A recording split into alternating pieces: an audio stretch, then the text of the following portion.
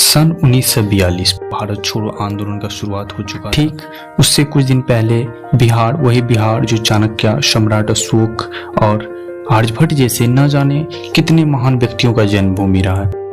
बिहार में एक जिला पड़ता है बक्सर। बक्सर में एक छोटा सा गांव पड़ता है बसंतपुर। बसंतपुर में ही लाल बहादुर सिंह और लहासू देवी के घर 2 अप्रैल 1942 ईस्वी को एक लड़के ने जन्म लिया और वही लड़का बड़े होकर आइंस्टीन जैसे महान वैज्ञानिकों के सापेक्षता के सिद्धांत को चुनौती दे डाली। जी हाँ दोस्तों, हम बात कर रहे हैं महान गणितज्ञ डॉक्टर वशिष्ठ नारायण सिंह जी के बारे में। डॉक्टर वशिष्ठ नारायण सिंह में बचपन से ही विलक्षण प्रतिभा थी। वह आर्थिक रूप से जरूर तंगी से जूझ रहे थे, लेकिन उनका जुनून पढ़ने का अलग था। इसी के चलते उन्होंने अपनी प्रारंभिक शिक्षा नेतरहाट विद्यालय से किया और उन्होंने नेतरहाट से ही मैट्रिक की परीक्षा देकर प्रथम श्रेणी से उत्तीर्ण हुए और वह उस समय पूरे बिहार में सर्वाधिक अंक प्राप्त करने वाले छात्र थे। का परिवार हमेशा से आर्थिक रूप से तंगी से जूझ रहा था और आगे की पढ़ाई इन्होंने पटना यूनिवर्सिटी से। डॉक्टर वशिष्ठ नारायण सिंह गणित के अलावा हिंदी, इंग्लिश में भी अच्छे थे। इतना ही नहीं, वशिष्ठ नारायण सिंह जी एक कलाकार भी थे। स्कूल के दिनों में जब नाटक किया करते थे जिसमें वह खुद को उस किरदार में बखूबी ढाल लेते थे। तो दोस्तों, यह कहना गलत नहीं होगा कि महान गणितज्ञ doctor Vashishtha Narayan Singh ji multi talented थे। उन्होंने अपनी प्रारंभिक शिक्षा नेतरहाट विद्यालय से पूरा करने के बाद उन्होंने आगे की पढ़ाई पटना यूनिवर्सिटी से की। जब पढ़ते थे तब उन्होंने शिक्षकों को उनके पढ़ाने के तरीके से टोका करते थे। उनको लगता था कि कोई भी सवाल अलग अलग तरीके से हल हो सकता था।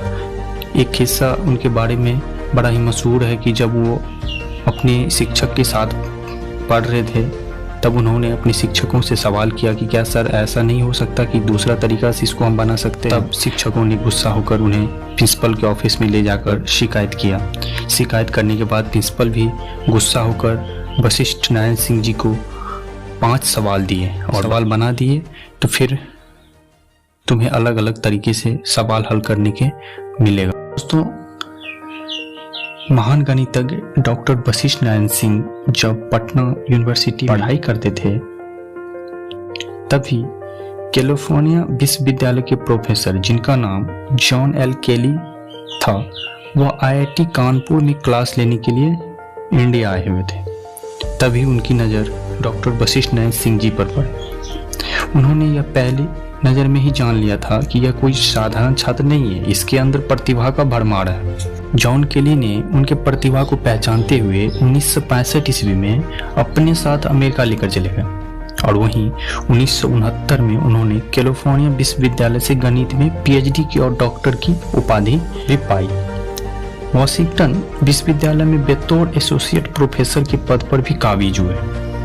2 साल बाद जब 1971 में वशिष्ठ नारायण सिंह नासा में भी काम करना शुरू कर दिए, लेकिन उनका मन वहां नहीं लगा और 1971 में अपने देश भारत लौट आए। भारत आते ही उन्होंने भारतीय प्रौद्योगिकी संस्थान कानपुर, भारतीय प्रौद्योगिकी संस्थान मुंबई और सांख्यिकीय संस्थान कोलकाता में भी काम किया। बात 1971 की है। नासा का मिशन अपोलो मिशन, जिसमें पहली बार इंसान को चांद पर भेज रहा था, उसी मिशन के दौरान 31 कंप्यूटर अचानक खराब हो चुका था, बंद हो चुका था। तब वशिष्ठ नारायण सिंह जी ने अपना गणित लगाकर हिसाब निकाला और जब कंप्यूटर शुरू हुआ तो देखा दोनों का कैलकुलेशन सही है। समय का चक्र चलता गया। बात 1973 की है।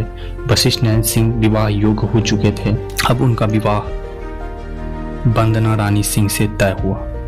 आपको बता दें कि उनके विवाह का भी एक किस्सा बड़ा ही मशहूर है कि जब उनका शादी होने वाला था उस दिन भी वशिष्ठ बाबू पढ़ाई में इतने लीन थे कि उनका बारात जो कि समय से घर से निकलने वाला था वह लेट हो गया था। पढ़ाई का जो भूत उन पे सवार था वह उनके विवाह होने के बाद वशिष्ठ नारायण सिंह जी और उनकी पत्नी साथ में रहने लगी। जब डॉक्टर वशिष्ठ नारायण सिंह जी छोटी छोटी बातों पर गुस्सा हो जाते थे। खुद को अकेला कर रूम में बंद होकर पढ़ाई करते थे, रात भर जग कर पढ़ाई करते थे। इस तरह यह असम्मानजनक व्यवहार उनकी पत्नी को जरा सी नहीं भाती थी। फिर एक दिन ऐसा मोड़ आया जब उनकी पत्नी वशिष्ठ बाबू से तंग आकर तलाक ले ली। इस तरह घर को टूटता देखकर वशिष्ठ नारायण सिंह जी को पहली बार 1974 में दिल का दौरा पड़ा और रांची के एक अस्पताल में भर्ती कराया गया। इस घटना के बाद उनकी जिंदगी में बहुत बुरा असर हुआ। इसी घटना के बाद डॉक्टर वशिष्ठ नारायण सिंह जी को स्किज़ोफ्रेनिया नामक बीमारी, एक ऐसी बीमारी है जिसमें इंसान को वह आवाज़ें सुनाई देती है जो असल में होती ही नहीं है, या यूं कहे कि बोलने वाली भी बीमारी होती है। स्किज़ोफ्रेनिया नामक बीमारी भयंकर असर डालने लगी थी। तभी एक ऐसा दौर चल रहा था जब वशिष्ठ नारायण सिंह जी लगातार बीमार चल रहे थे। उनकी स्थिति को देखकर बात 1 अगस्त की है। डॉक्टर वशिष्ठ नारायण सिंह जी को रांची से इलाज कराकर उनके भाई अच्छे इलाज के लिए बेंगलोर ले जा रहे थे, लेकिन हुआ यूं कि मध्य प्रदेश में स्थित खंडवा नामक स्टेशन पर वशिष्ठ जी उतर गए और वहीं उस भीड़ में कहीं खो गए। एक लंबे समय तक किसी को नहीं पता था कि वो कहाँ है, किस हालत में है। लगभग 5 साल बीतने के बाद गांव के लोगों को वो बिहार के छपरा जिला में, जहां उनकी पूर्व पत्नी रहती थी। हम आपको बता दें कि डॉक्टर वशिष्ठ नारायण सिंह जी 11 साल पागल खाने में बिताए। 11 साल पागल खाने में बिताने के बाद बात 14 नवंबर 2019 की है। पीएमसीएच में डॉक्टर वशिष्ठ बाबू इस दुनिया को विदा कर गए। उनके परिवार वाले सरकारी एम्बुलेंस का राह देखता रहा। जब कोई सरकारी एम्बुलेंस सुविधा देने को तैयार नहीं हुए तब वह प्राइवेट एम्बुलेंस की तरफ रुख किया, लेकिन बिहार सरकार अपनी छवि खराब होता देखकर एम्बुलेंस मुहैया करवाई और उनका अंतिम संस्कार राजकीय सम्मान के साथ उनके पैतृक गांव में हुआ।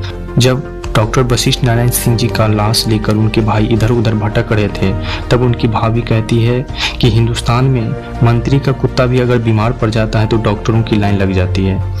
डॉक्टर वशिष्ठ नारायण सिंह जी खुद पागल नहीं बने हैं, समाज ने उन्हें पागल बनाया है। दोस्तों, कहीं ना कहीं हमारी सरकार भी अगर चाहती तो डॉक्टर वशिष्ठ नारायण सिंह जी को आज इस हालत में हमारा समाज, हमारा देश नहीं जानता। तो वशिष्ठ नारायण सिंह जी को हमारा समाज, हमारा राज्य, हमारा देश, हमारा गांव इस तरह याद करते हैं कि उन्होंने आइंस्टीन के सापेक्षता के सिद्धांत को चुनौती दी थी।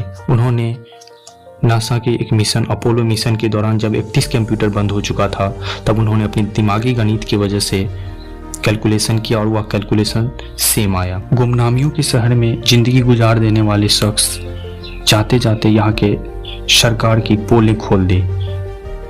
अब ऐसी भी खबर आ रही है कि नीरज पांडे, अब उन पर बायोपिक बनाने की बात कही जा रही है।